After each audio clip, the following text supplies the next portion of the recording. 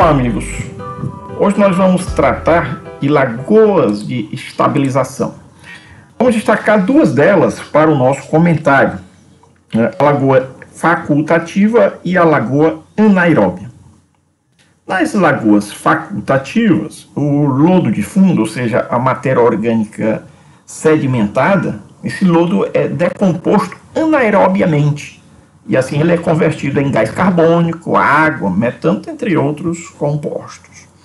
Nas camadas mais próximas da superfície da lagoa, a matéria orgânica é decomposta por micro-organismos aeróbios. Normalmente, aí o oxigênio demandado nesse processo de oxidação, ele é suprido pela fotossíntese realizada pelas algas. Aí a gente tem um equilíbrio perfeito, ou quase perfeito, entre o consumo e produção de oxigênio e gás carbônico, CO2. Só que conforme a lagoa vai se aprofundando, mais difícil se torna a penetração da luz do sol, com tendência a ocorrer agora um desequilíbrio entre o consumo e a produção de oxigênio. Nesses casos, a matéria orgânica poderá ser estabilizada por bactérias ditas facultativas, que são aquelas que conseguem sobreviver e reproduzir tanto na presença quanto na falta, na ausência de oxigênio. Em geral, uma lagoa facultativa tem profundidade entre 1,5 m a 3 metros, né? 1,5 m a 3 metros de profundidade. A lagoa facultativa tem, assim como objetivo primordial, promover a digestão da matéria orgânica presente no esgoto, seja doméstico, seja industrial, para que o lançamento no corpo receptor tenha menor impacto, ou impacto zero, um impacto ambiental que seja tolerável e compatível com a capacidade que esse corpo hídrico tem de se recuperar naquele processo de autodepuração. Semelhantemente, é o objetivo também da lagoa anaeróbia, ou seja, mitigar a carga orgânica antes de o efluente chegar ao corpo receptor, um rio, por exemplo. E o que é uma lagoa anaeróbia?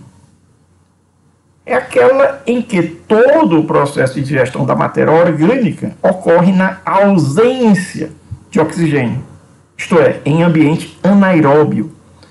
E quando é que nós usamos uma lagoa anaeróbia? Quando é que nós optamos no projeto por conceber uma lagoa anaeróbia? Em geral, a lagoa anaeróbia ela é empregada quando a carga poluente, e aqui a gente costuma medir essa carga poluente pelo parâmetro de DBO, demanda bioquímica de oxigênio, quando essa DBO é relativamente alta. A vantagem da lagoa anaeróbia, quando comparada com a lagoa facultativa, é que ela requer uma área pequena, bem menor do que a área exigida por uma lagoa facultativa. A eficiência da lagoa anaeróbia na remoção de DBO pode chegar a cerca de 65%, 70%, normalmente não passa disso. Vamos considerar um máximo de 70%. Portanto, se a DBO ainda permanece acima do que possibilita a entrega do efluente ao corpo hídrico receptor, torna-se necessário uma segunda unidade para o aprimoramento do tratamento, para melhorar o tratamento. E aí que entra a lagoa facultativa. Aí nós vamos mencionar uma associação, um arranjo, envolvendo uma lagoa anaeróbia, seguida por uma lagoa facultativa. Essa associação a gente costuma chamar de sistema australiano. Guardem bem, sistema australiano. Uma lagoa anaeróbia e, em seguida, uma lagoa facultativa. Essas duas lagoas que integram o sistema australiano apresentam taxas de aplicação superficial bem diferentes, bem distintas. Enquanto uma lagoa facultativa tem taxa de aplicação entre 100 e 300 kg de DBO por hectare por dia, a lagoa anaeróbia exibe taxa de aplicação que pode chegar a cerca de 1.000, 3.000 quilogramas de DBO por hectare por dia. Essa área medida na superfície da lagoa. Então, quando a gente fala numa lagoa facultativa, vamos falar em, por exemplo, 100 quilogramas de DBO por cada hectare ao longo de um dia. Quando a gente fala numa lagoa anaeróbia, a gente pode estar multiplicando essa taxa de aplicação por um fator de 10. Na lagoa anaeróbia, no entanto, né, essa que tem a maior taxa de aplicação superficial, a estabilização é lenta, já que as bactérias anaeróbias, elas se reproduzem vagarosamente. O processo de reprodução lento. E aí a estabilização lenta é que ocorre na lagoa anaeróbia. Uma característica marcante, anotem bem, gravem essa informação, uma característica marcante da lagoa anaeróbia é que ela é mais profunda do que a lagoa facultativa. O processo de remoção da matéria orgânica, embora mais lento nesse ambiente, como nós acabamos de mencionar, já que as reações anaeróbias geram taxas menores de energia comparado com as reações aeróbias, é interessante porque acontece melhor nas profundidades da lagoa, onde não é viável a fotossíntese, ali onde a luz solar não consegue chegar. Não há luz, não há fotossíntese, e aí a atuação das bactérias anaeróbias. Mesmo com uma pouca área de superfície, a lagoa anaeróbia, por ser profunda, e aí a gente diz que a profundidade é que assegura as condições de anaerobiose, e ela vai cumprir bem o seu papel. Em termos gerais, a profundidade da ordem de 3 a 5 metros numa lagoa anaeróbia, conforme os critérios de dimensionamento, claro. Uma breve síntese, né, só arrematando aqui, nós podemos dizer que nesse processo há duas etapas. A primeira etapa, a liquefação e formação de ácidos, atuam em as bactérias denominadas acidogênicas. A matéria orgânica é transformada em compostos mais simples. E aí vem a segunda etapa. A segunda etapa a gente chama de metanogênese. Então vamos lá. Primeira etapa, a atuação das bactérias acidogênicas, ocorre a liquefação e formação de ácidos. Na segunda etapa, nós temos a metanogênese, o nome é bastante sugestivo, que permite que o carbono seja liberado na forma de CH4, metano. É esse o gás que escapa para a atmosfera. Interessante, né? Tipicamente, nós conseguimos reconhecer um processo anaeróbio pelo mau cheiro gerado, né? Exatamente por conta do metano, CH4, que é liberado para a atmosfera. Na sequência do processo dentro do sistema australiano, nós temos que o efluente, agora parcialmente tratado na lagoa anaeróbia, lembrando que a lagoa anaeróbia vem antes da lagoa facultativa. Então, o que sai da lagoa anaeróbia vai para a lagoa facultativa. E é essa lagoa facultativa que irá se encarregar de concluir o serviço, melhorar as condições de tratamento, mitigar ainda mais a carga de DBO. Nesse sistema australiano, nós temos, portanto, uma cooperação, um trabalho cooperativo dessas duas lagoas, a lagoa anaeróbia e a lagoa facultativa. Uma ênfase que convém fazer aqui é que esse sistema australiano é uma boa, uma interessante alternativa quando há uma carga de DBO presente no esgoto, que normalmente constitui os efluentes domésticos e industriais.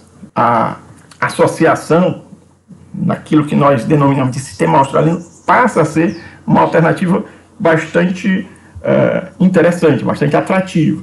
Como sempre, claro, e a ênfase deve ser colocada novamente, o conhecimento das características do efluente a ser tratado que vai condicionar a escolha do melhor sistema e conduzir para a definição dos critérios de dimensionamento. Isso para que a gente possa, de fato, verificar a sua viabilidade, tanto no aspecto técnico quanto no aspecto econômico. Quando se opta pelo sistema australiano, a área total de superfície demandada torna-se bem menor do que, por exemplo, se a gente optasse por fazer uma única lagoa facultativa. A lagoa facultativa tem uma taxa de aplicação bem menor. Se eu, numa primeira alternativa, considerasse no projeto apenas uma lagoa facultativa, e se agora, nessa segunda alternativa, eu considero uma associação, um trabalho cooperado da lagoa anaeróbica com a lagoa facultativa, na segunda alternativa, eu vou ter uma demanda de área significativamente menor. Mas, claro, a gente tem que levar em conta outros aspectos. Por exemplo, as condições climáticas, que também são importantes na escolha, já que as lagoas anaeróbias apresentam um melhor desempenho em climas quentes. Não é em qualquer clima que eu posso plantar uma lagoa anaeróbia. Apresentam melhor desempenho em climas quentes. Ou seja, em locais de clima quente, a produção da biomassa e a remoção de DBO são maiores. No entanto, é importante também lembrar que aquelas bactérias metanogênicas, aquelas que são responsáveis pela produção do metano CH4, bactérias que fazem um trabalho que vão produzir metano, são as bactérias metanogênicas. Essas bactérias são bastante sensíveis a flutuações, a alteração de pH, de temperatura e oxigênio dissolvido. Quando ocorre, por exemplo, um desequilíbrio na produção da biomassa, o odor tende a se manifestar bem fortemente, o que pode, inclusive, levar à interrupção do processo de remoção do DBO em razão desse desequilíbrio dentro da lagoa anaeróbica. Então, o dimensionamento tem que ser bastante criterioso. Já na lagoa facultativa, por ser menos suscetível à flutuação desses fatores, estamos falando de alteração de pH, de temperatura, de oxigênio dissolvido. A lagoa facultativa é menos suscetível à flutuação desses fatores. Aí a eficiência da lagoa facultativa tende a aumentar. Interessante, esse arranjo australiano, né, sistema australiano bem condicionado, ele vai tender a propiciar as condições para que o efluente a ser lançado no corpo hídrico receptor chegue a ele em patamares desejáveis para não acarretar o impacto ambiental além do que permite o processo natural de autorrecuperação, autodepuração. Temos que ter um controle bastante rigoroso para o lançamento de efluentes de esgoto nos corpos hídricos receptores.